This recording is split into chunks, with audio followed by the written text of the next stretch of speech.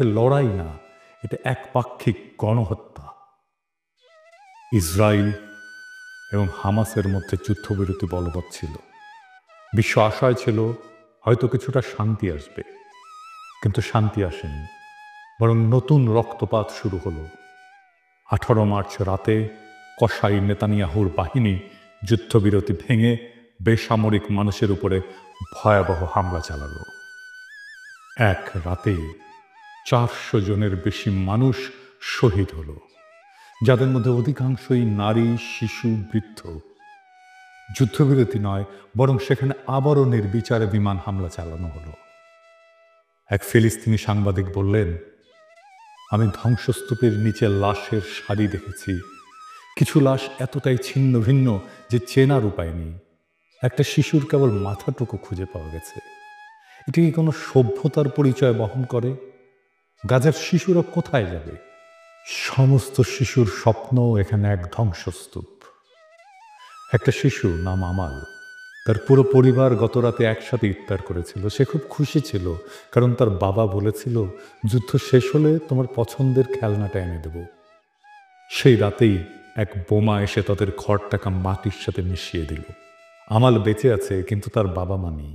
তার ছোট ভাইটি তার হাত ধরে শুয়েছিল, কিন্তু এখন সে নিথর। গাজার প্রতিটি শিশুই এখন এতিম।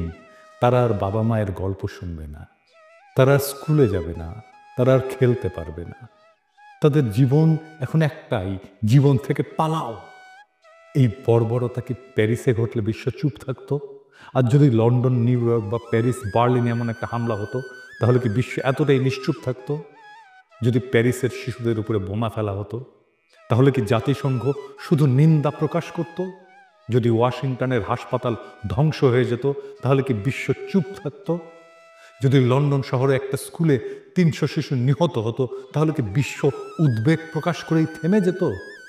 না, তখনই বিশ্ব মানবতা জেগে উঠত, তখনই জাতিসংঘ চিৎকার শুরু করত। কিন্তু যেহেতু এই হত্যাযজ্ঞ গাজায় হচ্ছে, তাই বিশ্বের বিবেক ঘুমিয়ে আছে। কিন্তু এই নীরবতা কি চিরকাল থাকবে? একজন বাবা তার মৃত সন্তানের নিথর দেহের পাশে বসে আছে। শিশুটির হাতে আঁকা ছিল একটা ছবি, একটা সূর্য, একটা ঘর আর একটা ছোট্ট পরিবার। কিন্তু সেই ঘর এখন ধ্বংস হয়ে গেছে। সেই বাবা এখন নিঃস্ব। তার চোখ দিয়ে অশ্রু ঝরছে না, কারণ গাজার মানুষ এত কেঁদেছে যে তাদের চোখের পানিও শুকিয়ে গেছে। তিনি শুধু একটাই প্রশ্ন করেছেন, কবে থামবে এই গণহত্যা? ইসরায়েল কি চায়? ইসরায়েল জানে, তারা যত বেশি ফিলিস্তিনিদের হত্যা করবে, তত সহজ হবে তাদের দখলদারি। প্রথমে তারা ফিলিস্তিনিদের জমি কেড়ে নিল, তারপর তাদের ঘরবাড়ি ধ্বংস করলো, তারপর তাদের খাদ্য পানি বন্ধ করলো। এখন তারা একে একে হত্যা করছে, যাতে কেউ বেঁচে না থাকে।